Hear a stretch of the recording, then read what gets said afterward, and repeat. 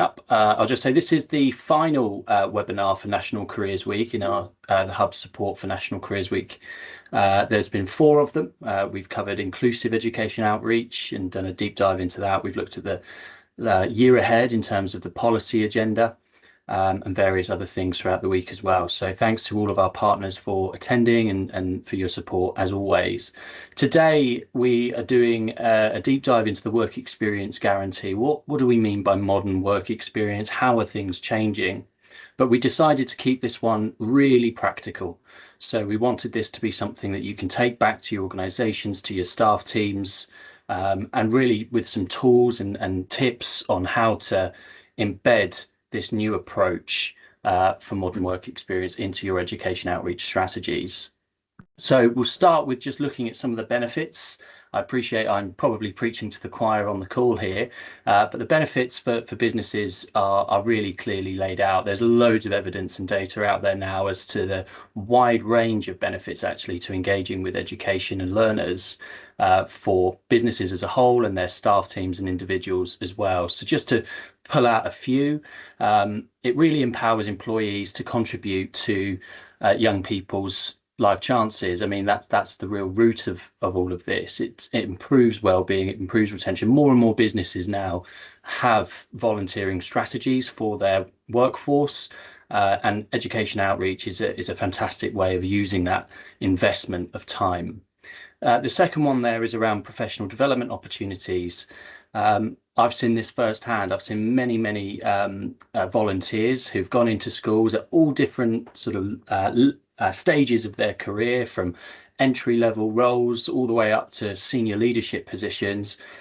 Everyone's the same when you stood in front of a class of year 9s. I would say it's quite a nerve-wracking thing to do if you've not done it before. And here at the Central London Careers Hub, that's what we're here for. We're here to support you to prepare for that, to deliver that, and reflect on that also. And it can be a really rewarding, worthwhile experience to do. And to go more practically, it really supports the development of the skills needed in the workplace. Educators won't mind me saying that educators are specialists in education. They're unlikely to be specialists in your area of the workforce. So just being able to engage, to share your day-to-day, to share your skills and your journey as an employee is massively helpful to uncovering some of those routes into work and some of the skills that need to be focused on earlier. From a business strategy perspective, it helps to demonstrate the business's commitment to social value. That is something that is not going away. Funders and commissioners and local authorities and so on all require partners and suppliers to demonstrate how they're going to contribute to the social value of the area that they're working in. So it really, education outreach is one of the key levers that can be done through, and also helps to boost the brand loyalty, profitability. Any small business involved in this, getting out and engaging with your local community, with parents, with educators, with learners, it gets your brand out there. It makes people aware that you're a part of the local community, that you're offering products, offering services, and offering opportunities for young people. The young person benefits are absolutely just as clear. Understanding the range of options, pathways, transitions available at post 16 earlier is proven to really help with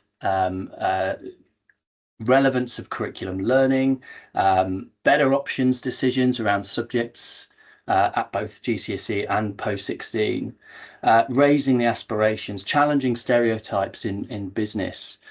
We've written a piece this week actually around the Tech UK for Tech UK and as part of their National Careers Week. And one of the things we focused on was female representation in the tech sector, and how that actually what we've seen at the GCSE level since ICT became computer science is lower and lower year on year, young girls taking computer science at GCSE, and that's one of the unintended outcomes perhaps of that curriculum development. So engaging with employers, engaging with role models from the sectors can be absolutely transformational for young people who currently don't see a place for themselves in that area of industry.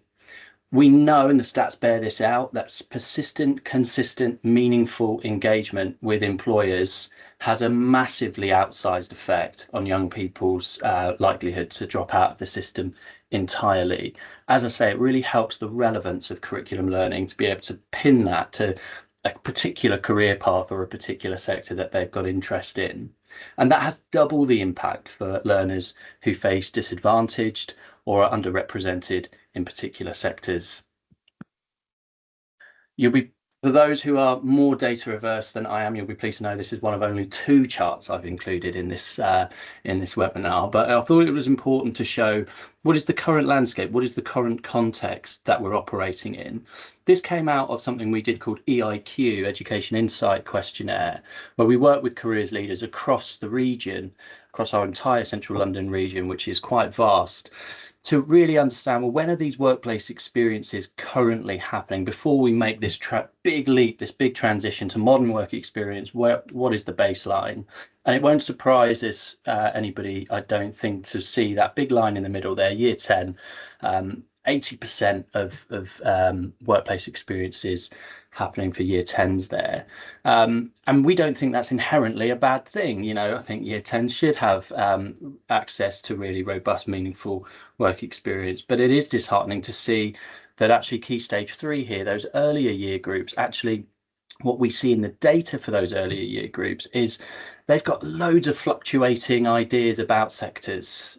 So we do, and you'll see some of the data on this in the next slide, we do something called the Future Skills Questionnaire, where we ask young people directly, which of these sectors are you interested in? Give them a big old list, and they go through and they say, oh, I could see myself working in that one.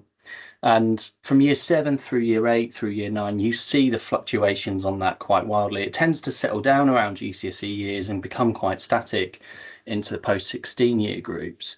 So it's a real missed opportunity, I think, that for industry, where young people are naturally just more open, I think, to considering different paths for themselves, different ways that they could deploy the skills that they're developing. And what we're trying to do here at the Careers Hub is really open up that access, because employers that we're working with all the time are more than happy to engage with them in different ways, more exciting ways, less resource intensive ways perhaps, but still massively highly impactful. Final chart I'll show today is, I think, quite a sobering one. This comes from a particular question we ask in that questionnaire, and this is a data set that has over 10,000 respondents to it, so it's a quite robust and representative sample size. But what we see is optimism rates declining actually through the school career there, and topping out at 2/3. So that's a third of our young people. And if we extrapolate that out just to our region, there's 130,000 learners going to our institutions. And I think this is, you know, a particularly reductive perhaps way of looking at what is quite a complex issue around participation more broadly. When we think about absence rates, when we think about the NEET percentages that I'm sure we'll have seen in the headlines, these are really complex issues. And one of the key levers, I'm not pretending it's a silver bullet, but one of the key levers for senior leaders in schools, but also for industry, both large industry and small industry, is really effective education outreach to raise that. And what we absolutely see, and I'm not talking here as in terms of vibes, I'm talking in terms of hard data. Across the country, we see institutions that have the highest impact careers education, as measured by the standardized frameworks that we use for that, have lower persistent absence rates. No problem, Natalie, good to see you again. Lower persistent absence rates, higher participation rates, higher engagement rates with parents and carers. And all of that is underpinned. It's not solely on the backs of employer partners, but it's really underpinned by some really effective employer partnerships. So when I talk about work experience, I know every person will immediately think back to their own work experience and whether they had the experience or not, and how good that was for them and how relevant it was, that work experience, for you, considering what it is you're doing now. Did you pick up any skills? Did it change your life in that way? I was actually fired from mine, so it is slightly ironic that I'm here today talking to you about the benefits of work experience, but I'll save that story for another day. So the ambition here is about re-looking at what work experience is and is for. So employers have been telling us for years, we want more flexibility in the system. We wish education was more open to working with us across the school year, and not just in terms of coming along to the careers fair or coming to do a mock interview session, important though they are, and we'll come on to that, but really engaging with learners over a period of time so we can learn with the learners, so we can develop with them. And that's exactly what we're moving towards, with a much more flexible model broken up over the course of a learner's school career.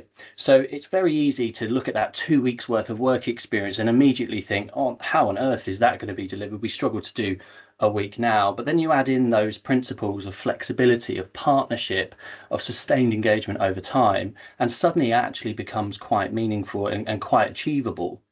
So the DfE have released guidance back in May 2025 around what this should look like. And it should be split 5 days of work experience in Key Stage 3 and 5 days in Key Stage 4. There's a differentiation between activities and placements you'll see in the wording here, and we'll talk about those as we get into the more practical toolkits and examples.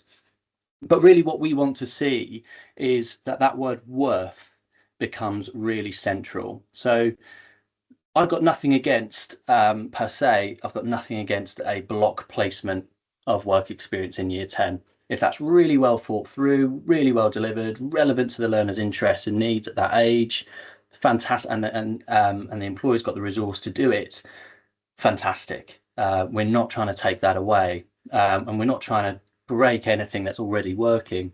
But what we're saying is it doesn't need to be that. And I think that what we've seen over the last 40, 50 years, frankly, is a perceived wisdom that this is the only way to do work experience, and it no longer is the case.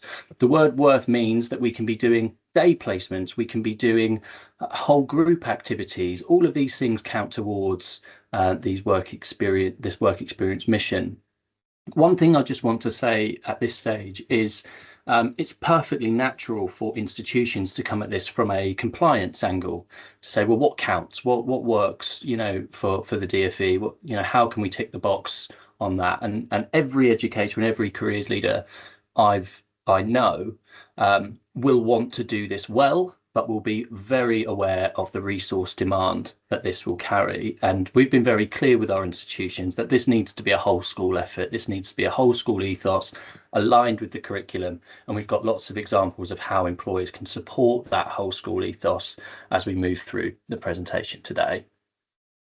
So the word meaningful is thrown around a lot. We've got a very clear definition now in the Gatsby framework, which is the national framework for careers education in this country, of that term meaningful. So I'm just going to rattle through these, and I think it's really important that these are brought in now before we get into the practicality, because this is the sort of great filter that we need to put everything through for it to count, but also for it to have the impact that everybody wants. So the first is having a clear purpose shared with the employer and the young person. There's nothing worse for any of us than being asked to do something and we've got no idea why. Making it explicit, this is why we're doing this activity, and that can be underpinned by a clear learning outcome. What are you going to get from the activity as a learner? Has that been shared between the educator and the employer? And I'll do a whole section on learning outcomes next. Is there extensive two-way interactions between the young person and employees? And I think what's quite clear here is that we know what good looks like, and what it doesn't look like is a 5-minute assembly presentation at 8:30 in the morning when the year 11s in front of you are all bleary-eyed and have just been told off for their behaviour in the mock exams or last term, and no questions asked, and then you leave, and then they're getting the right act read to them about running in the corridors. That's probably not the best way of doing these experiences. They're probably not as meaningful as something that's taken a bit more time, a bit more effort put into it, but actually does involve that extensive two-way interaction. Does that experience allow for that young person to really put themselves in the shoes of working in that sector? In the interest of time, I'm not going to read everything on here because I've got loads to show you more practical than this, but we may return to this at various points.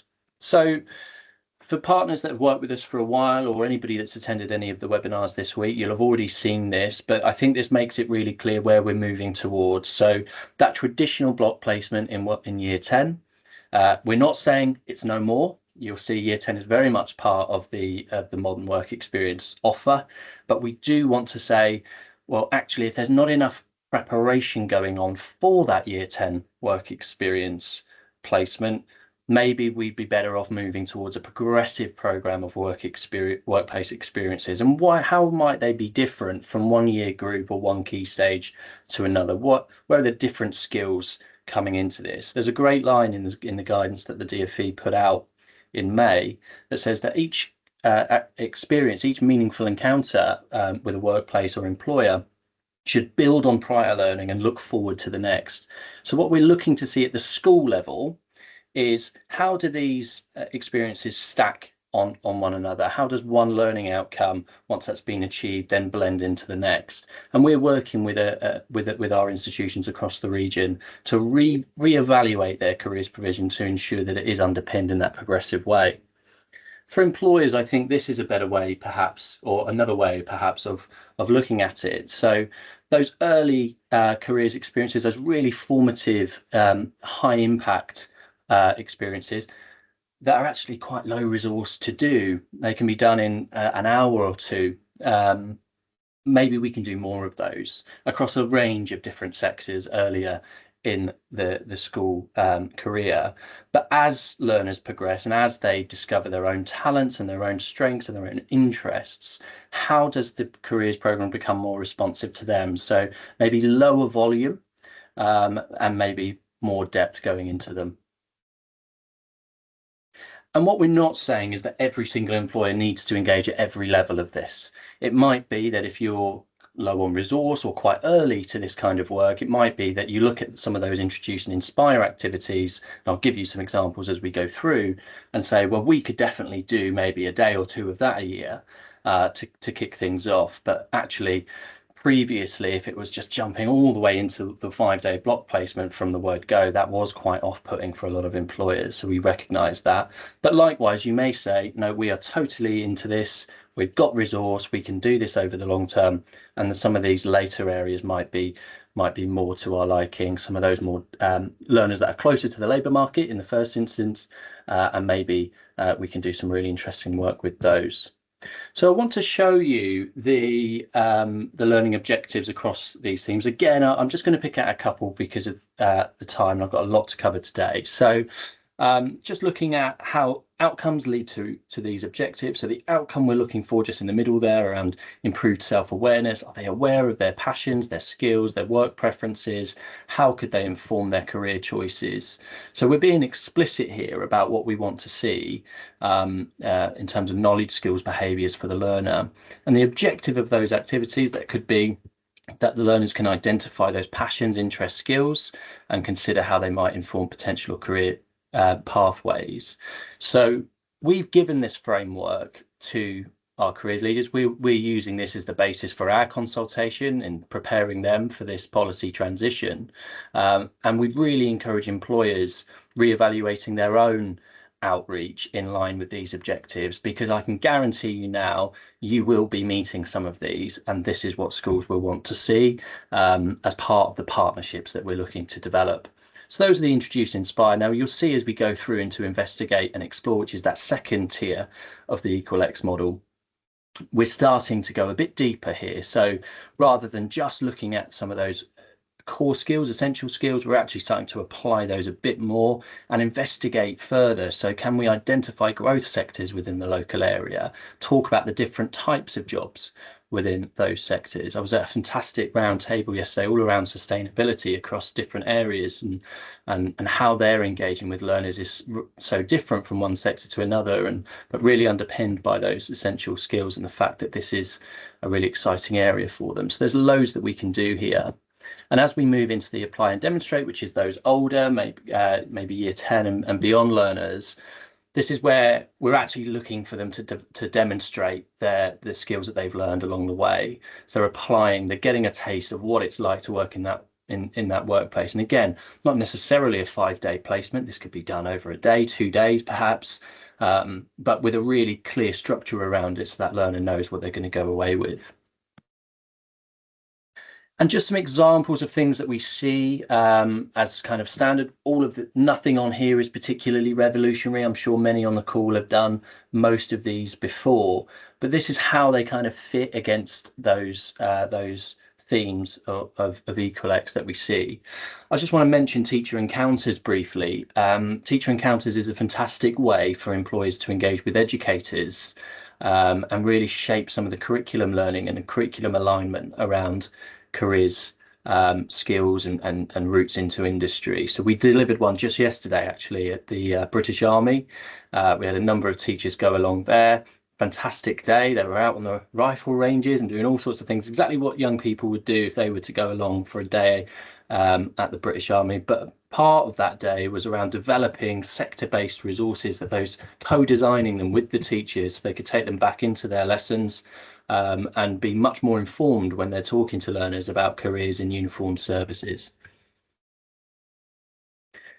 So I want to finish this section with just a couple of bits about how we're working with schools, just so employers are aware. So we are taking a longitudinal approach here. We are not saying everybody's got to be delivering all of this by September 1st, 2026.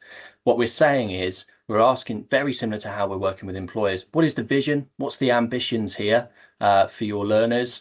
What are the goals we can set in the short term? How are we identifying learners who maybe have historically missed out of careers opportunities? How are we planning? How are we then going to deliver and meet the requirements of the new policy as it comes through and becomes more detailed? So there is a longer approach being taken with our schools, and I think employers can help at every step of the way here, specifically around that delivery further down the line. And you don't need to read all of this, but I've just included it as an example of the quality framework that we use with our educators. And this is around the framework that we use for specifically around their engagement with employers.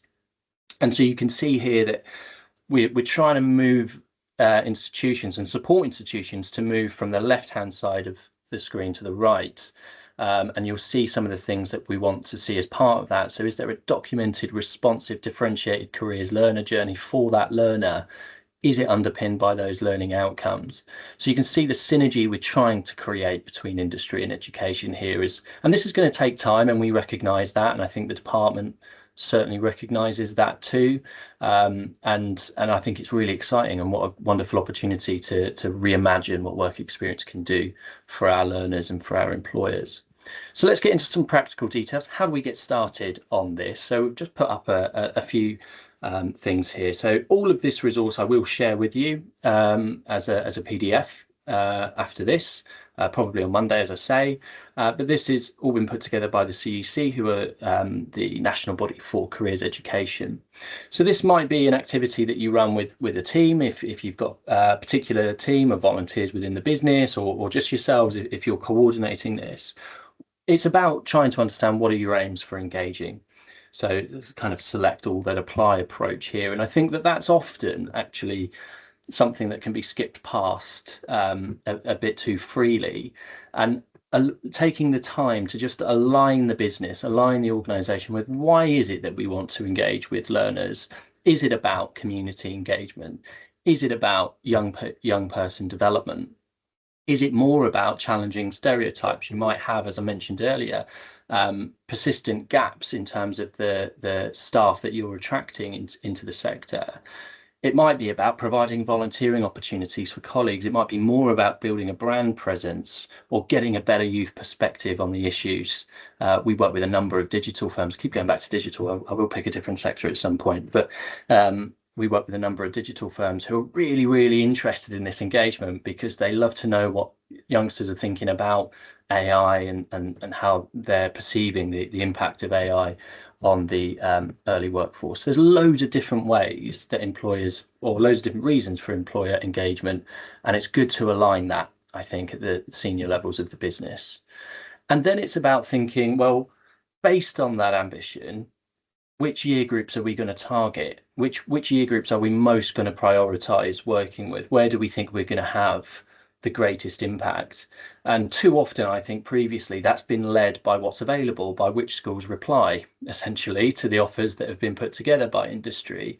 But taking a much more intentional approach, and the careers hubs exist to connect you into these institutions. We're obviously here in central London, at least for now, focused very heavily on the secondary education. But even within that, which key stage are we focused on here? Because being in year 8 is just materially very different to being in year 10. You have a very different set of pressures at that point. As we move into post-16 education, we do work with post-16 throughout the region. These learners are much closer to the labour market. They should have had a lot of that learning sort of scaffolding that has already been completed with them through their time at school. So this might lend itself to different ways of sort of methodology of education outreach. And again, that's where the careers hubs can support with both brokering the connection, but also co-designing what that activity might look like.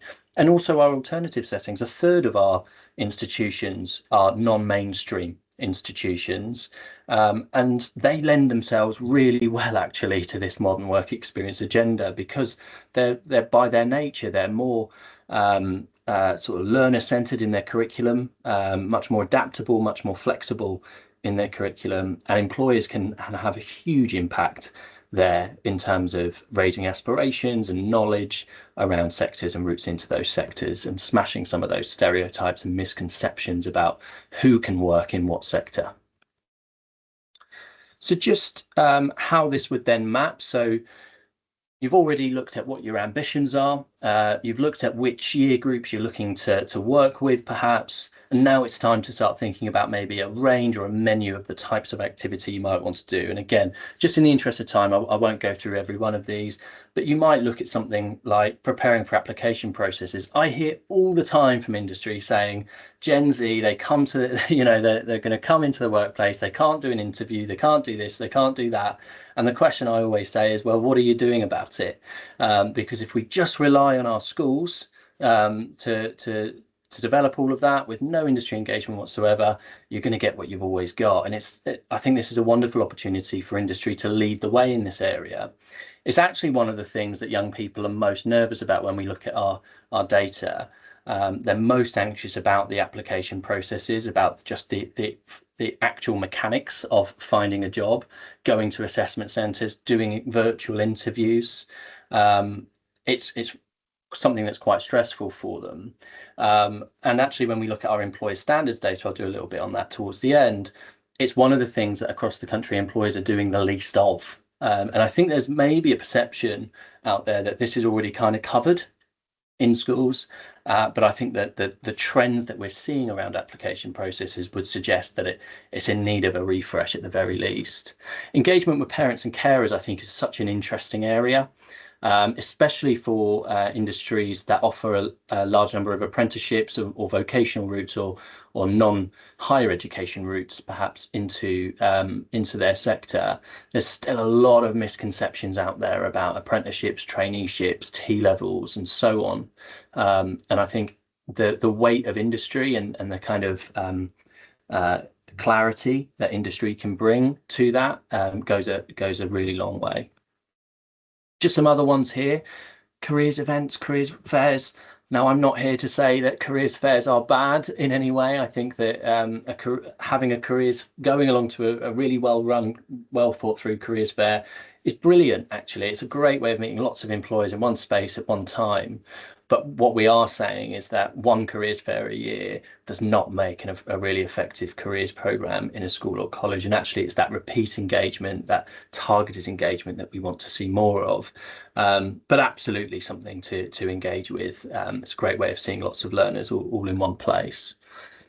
Extracurricular activities, there's a real push we're seeing come through from the updated Ofsted framework. We talked about this a bit on Tuesday's policy look ahead, around enrichment and the role of enrichment. And I'm expecting announcements to be made following the curriculum and assessment review about the role of enrichment in secondary schools. And I think, again, that's another area where industry engagement wouldn't have to compete with curriculum time, not that I think it should at all, but it will be a focus. We can do careers events like Essential Skills Workshop. We can support with teachers and tutors, and we can do those workplace visits in person. All of this is counting towards, by the way, this modern work experience agenda that we want to see. It's that partnership approach with the schools and the institutions. Virtual does have a place. It's been made very clear to us that there is a place for virtual. It would be wrong of me to be beaming into your offices and living rooms across the country, I'm sure, at this moment in time, and not say that virtual is very much a part of the modern workplace. So it has to have a place in modern work experience. But again, just like careers fairs, if that's all there is, it's probably not going to be enough to really give our learners the best chance at those next steps. So in terms of then going on to deliver the meaningful encounters themselves, we've prepared a little checklist here from the CEC. So this, again, a lot of people on this call may be looking at this and thinking it's quite basic. I think that's a good thing. It means you're across the detail, across what needs to happen. But pre-visit, so pre these young people coming through or you going into the school, we're doing the basics. We're arranging the meetings to discuss the plan. We're making sure everybody's aligned in terms of what the aims of those sessions are. What are the learning objectives that we're working towards? Is there any documents that need to be brought in advance? Different schools have different policies around visitors in their schools, for example. What is the venue going to be like? What is the room set up? Are there any practical considerations? So it's all your basics that are going into it. In terms of the content planning, storytelling is something that we love to see within careers education, especially for those earlier year groups. They really respond well to personal stories, role models, and so on. So starting with that trigger, that hook, really engages the learners. I think sometimes we forget that learners are sitting in classrooms listening to presentations a lot of their day. So something that's going to come in and shake them out of that a bit, maybe an activity, maybe a question that they can engage with, really sets things off. And that sets the tone for hopefully quite an interactive session. We know that we want that two-way engagement with employees. And a way of doing that is to deliver a presentation just like I am and asking for questions at the end. And that's not inherently bad. But another way of doing that is building that interactivity throughout the session. Considering any specific learner needs. So how can we accommodate additional needs? Every single school in the country has a SEND provision aspect to it.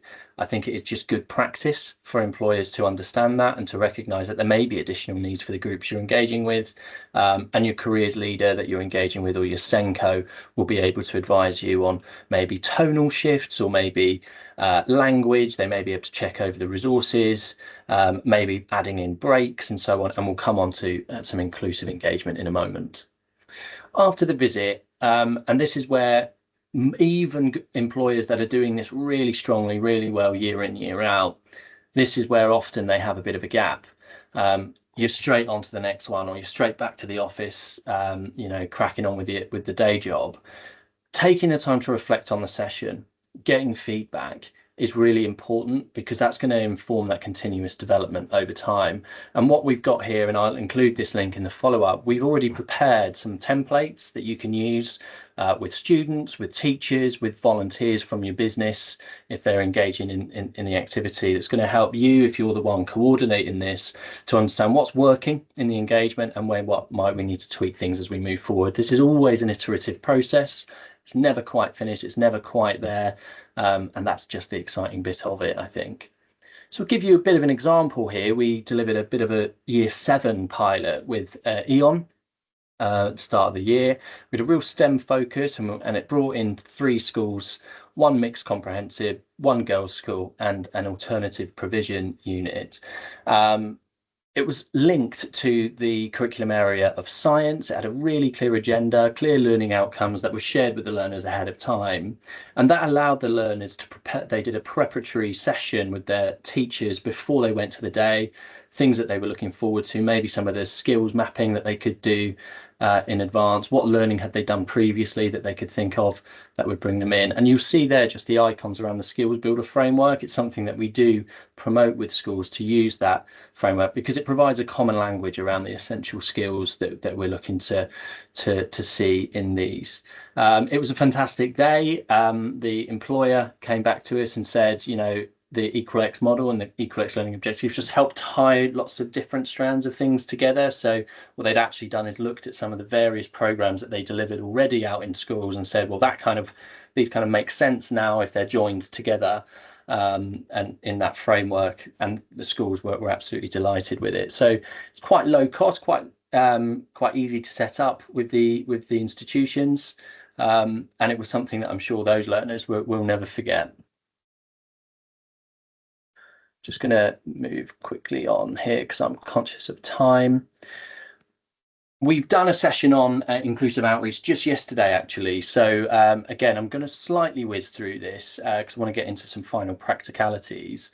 But there are kind of 4 key principles that we talk about with inclusive outreach: the accessibility, the representation, clarity, and the psychological safety. And what you'll notice here is that I've covered all of these things already, just in general careers education, because I don't think working in an inclusive way should be something we do as extra. It should be something that actually we do as standard.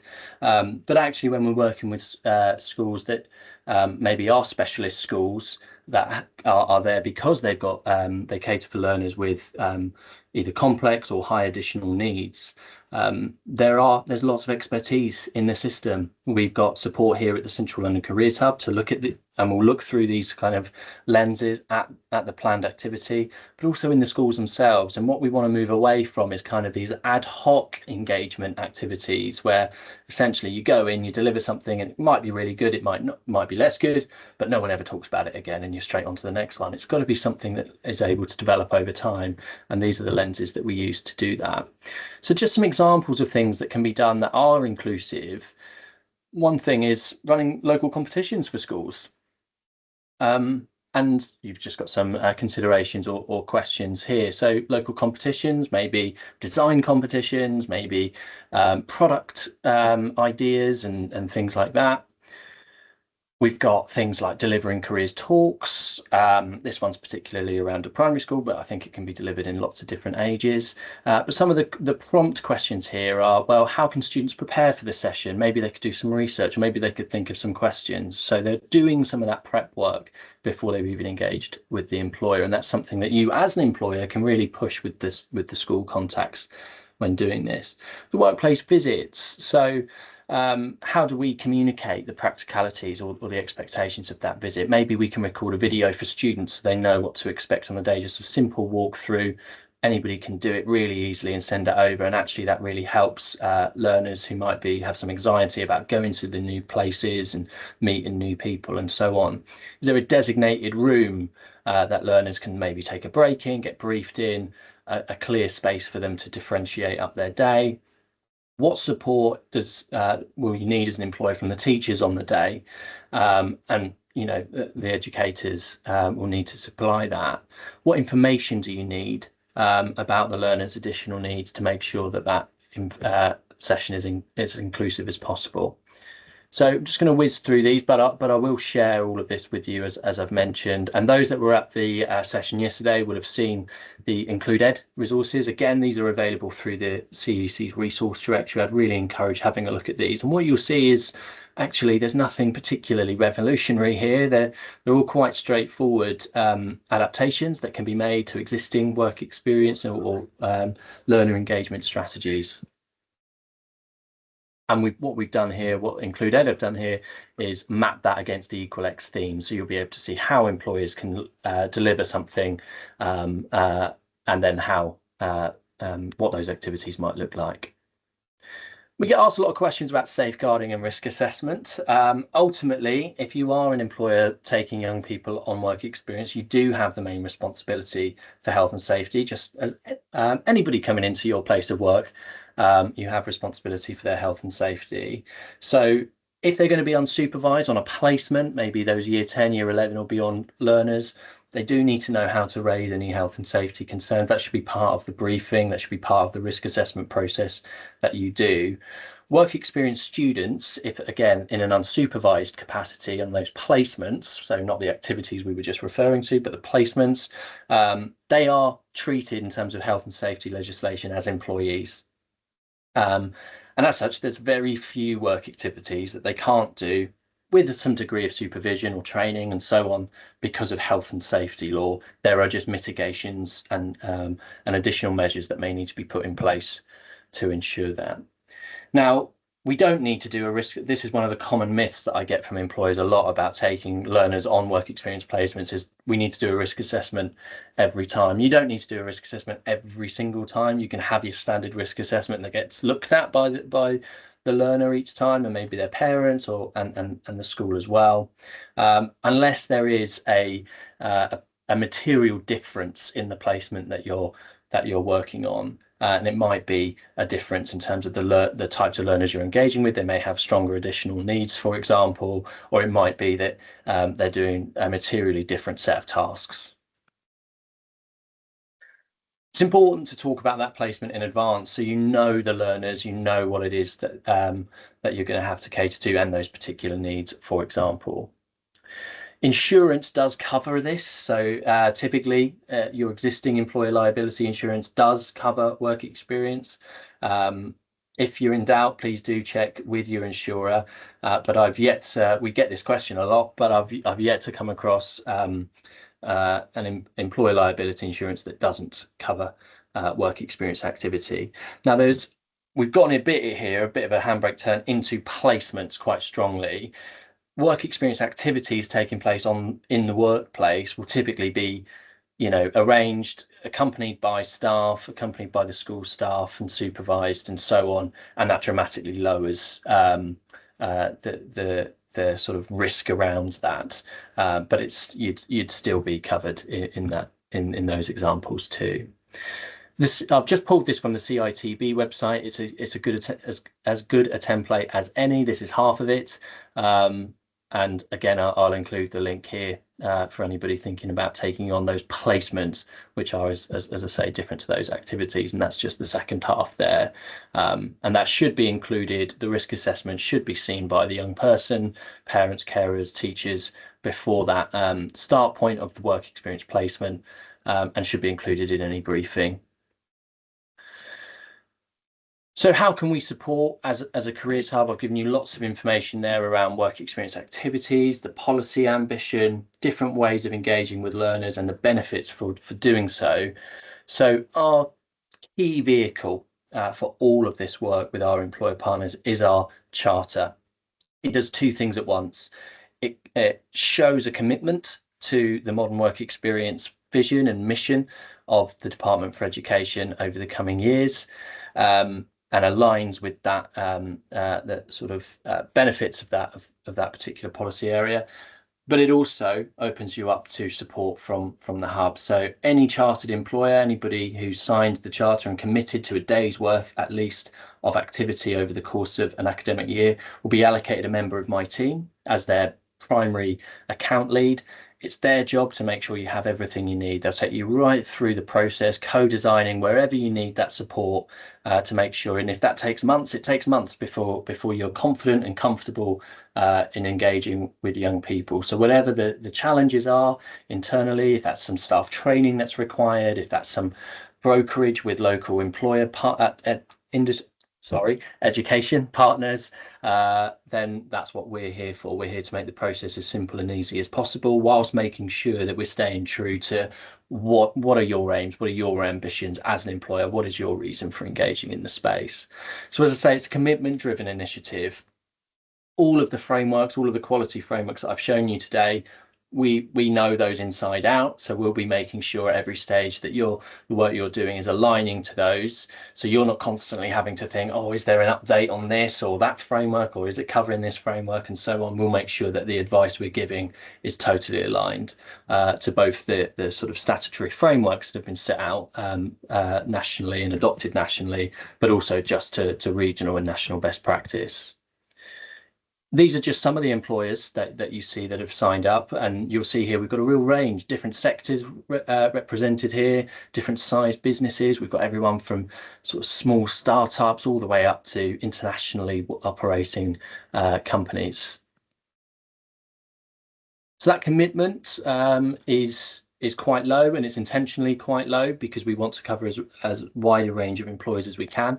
We start from 1 day a year. So as long as employers can commit to doing 1 day of that really high impact, meaningful, Equalex aligned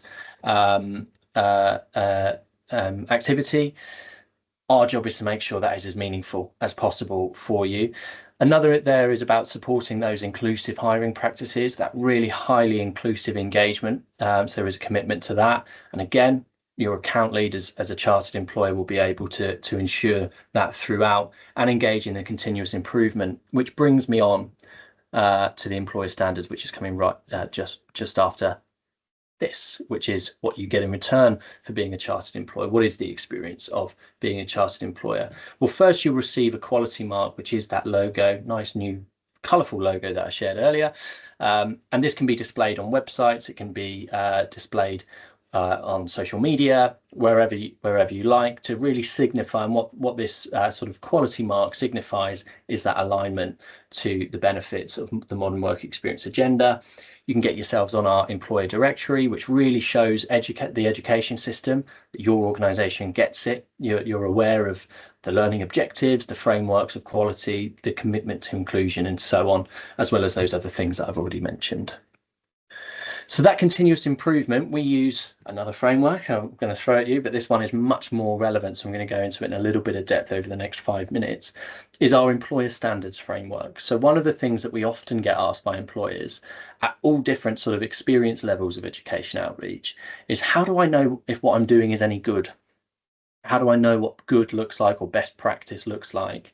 And the employer standards give us, and these have been in place for the last couple of years, but prior to that, that was quite anecdotal, to be honest, and you had to kind of infer a lot of kind of outcomes to particular interventions. And careers education generally is quite messy. There's lots of variables to it. So this gives us a nationally adopted framework for really high performance education outreach. So they come in 3 tranches. So this first one here looks at providing meaningful opportunities, being inclusive, and the evaluation and improvement. And you'll see all of the things here. I'm not going to go through all of them, but you'll see here all of the things that go into those. So this really takes the practical form of an online self-assessment. It takes around 20-25 minutes. And it prompts you to think quite deeply and reflectively about, what are your aims for engaging in education outreach? What have you done to date? What are you looking to do in the future? And answering that really honestly and openly. We don't see your results. That is private to you, unless you tick the box that to share it with us, which I would encourage you to do if you want us to support you. But you don't need to at all. It's a totally private system. The second tranche here looks at essential skills, application processes that I've already mentioned, and raising awareness of pathways into work. Now, it is totally natural. There are 9 standards in total. It's totally natural for employers to be really strong in some areas and less strong in other areas. And that actually might be a business decision that's been made. It might be a strategic decision that actually we are choosing to focus more in these areas. And we would recognize that. But what it allows you to do, and I'll just show you the last few here. So it allows you to take a strategic view on an annual basis, and we encourage an annual self-assessment on how those things are changing and how aligned that is to best practice in those areas, and how you can compare your results to regions, sectors, and so on. So it's quite straightforward. This is what the system looks like when you click into it, when you're registered to do an employer standards self-assessment. But these are the insights you get from it. So you'll see here, this is just a mock-up one that I've done here. You'll see that there are certain standards here that most of them I'm aspiring in as the small business that I invented to do it. And that is based on how sort of my score in that standard measures up to the national average. So if it's roughly in line with the national average, you'll be looking at achieving, and if we're exceeding there. So you'll be able to compare that to the different averages. So here I've just pulled out the London region. If you're based somewhere else in the country, you'll be able to pull out your local area and be able to see, actually, in this instance, yeah, probably in terms of providing meaningful opportunities, about right in terms of the London average. That might present to me a real opportunity to say, if I can maybe diversify some of those engagement types, I might be able to show, my senior leaders in my organisation, this is an area that we're really, really strong in comparatively. But I also might look at that inclusive standard there, the standard 2, and think, right, there is some work I need to do here, to ensure that the work we're doing is at least at the average. And again, you can look at this sectorally, and this is the national sector. I chose administrative because I have a deep love of all things administrative. And you can see again here, I can compare that sectorally. So just a couple of things to finish off before I open for any questions. So that's the charter. That is our flagship model of support, and I'd encourage all employers. I should have said right at the top, everything we do as a careers hub is completely government funded. So there are no charges for our support, no charges for our consultation work, or our training that we can deliver. Another sort of strand of our support is our Enterprise Advisor Scheme. This is quite long-standing. It's been going for a number of years.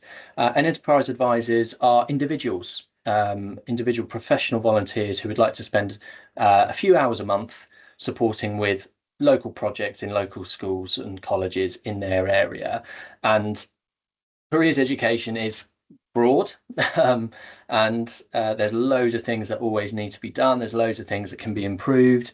Access to local employer networks, maybe things like understanding data better, maybe building communities like alumni or parent communities. There's so many things that professionals who have a different set of skills can bring to the education setting. So the way that works is, if an individual does sign up to be an enterprise advisor, we take them through quite a rigorous onboarding process, and as part of that we ask them to reflect on their own skills, and we've got these down to 16 core skills.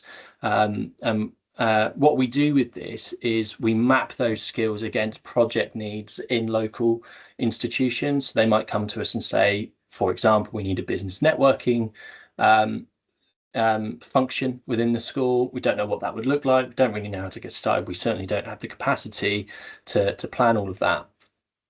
And we say, okay, well, we've got a pool of volunteers, and we'll look at those that are maybe really excellent at facilitation, really great at partnership building and networking, maybe a bit of resource and activity design, social media, these kind of things. And we'll look to approach those volunteers and say, look, this is aligned to your skills in this way. Would you be keen to engage in this project over the next 3 months? And that's the way that would work. And then we introduce that group of volunteers to the school, and hopefully deliver that project. And that's something that can then be standalone and then quite sustainable, delivered by the school into the future. I would be remiss not to, because I've done it on all the other webinars, to point everybody towards who is interested in working in this space, towards Reading Partnership's latest policy paper, which is looking at the 3-lane superhighway into work. So looking at those routes post-16, employment, apprenticeships and university, and recommendations really on how we can really invest in those routes and strengthen those for the modern workforce. And that is live on the Reading Partnership website, and I'll include a link in the follow-up. So I'll just leave you then with just some common barriers and what we can do here at the Hub to mitigate. So not having the time, I think previously was valid and totally fair, but there's a lot more flexibility out there now. So 1 to 2 hour sessions and insights, maybe half-day visits, maybe things that can be done virtually or in school. And we've got some sort of ready-made templates to support with that. Not knowing where to start, the place to start is your local careers hub. And if that's us covering the central London area or another careers hub, everything I've said today will be relevant. Not being careers experts, totally understand that there's a lot of frameworks, there's a lot of things out there to understand, but the Equalex framework gives really clear outcomes. We're building a common language between industry and education with a focus on skills. And again, your hub can support the design, the delivery, the reflection throughout that process. Being worried about sender inclusion. We see this from time to time, but actually the adjustments that can be made are really quite simple, and we can take our time. We're not in any major rush with this. I say that, but you're only in year 9 once, so I'm always thinking there is some urgency, but we want to take our time to make sure that we're doing this properly, and we will work with you to look at the inclusivity of the outreach. Not having any materials or content, there is so much out there. Sometimes it's hard to see the wood for the tree. So again, depending on what your aims are, as a business, and motivations are for engaging in this, we'll be able to support with that and help your staff and your colleagues support for that delivery as well. I want to leave some time for questions, so I'll just leave these on the screen. Is there any thoughts, questions, comments at this stage before we wrap up? Okay, I will take that as no. Well, thank you very much, as always, for attending. This is the final webinar of our National Careers Week series. So thanks to those who, there were a couple of people who've come to all of them. So thank you very much to you. But if you've just managed to get to one or two, I hope it's been useful. I hope, as I said at the start, at least in part, if not in whole, been useful for you. As the Hub, we are here to support anything to do with careers education or education outreach.